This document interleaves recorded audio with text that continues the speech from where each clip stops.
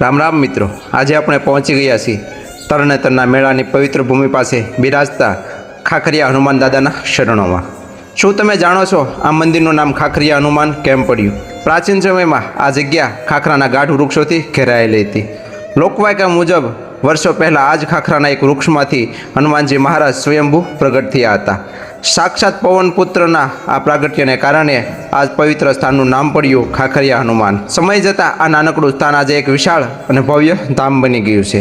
આજે અહીં માત્ર આસપાસના ગામડા જ નહીં પણ દૂર દૂરથી હજારો ભાવિક ભક્તો પોતાની મનોકામના પૂર્ણ કરવા આવે છે. ખાસ કરીને હનુમાન જયંતિના દિવસે તો અહીં જાણે માનવ મહેરામણ ઉમટે છે. ભક્તો અહીં દાદાના દર્શન કરી પ્રસાદ ગ્રહણ કરી અને ધન્યતા અનુભવે છે. દાદાના શરણોમાં શ્રદ્ધા રાખનાર ક્યારેય ખાલી હાથે પાછો જતો નથી. આ મંદિરની ખાસ વાત શું છે તમને ખબર છે મિત્રો? હું ગુજરાતના એટલા હનુમાન દાદાના મંદિર પર ગયો, પરંતુ આ મંદિરની એક ખાસ વાત છે કે આ મંદિરે ગુજરાતનું એકમાત્ર એવું મંદિર છે કે જ્યાં હનુમાન દાદાની સાથે સાથે માતા અંજની પણ બિરાજમાન છે.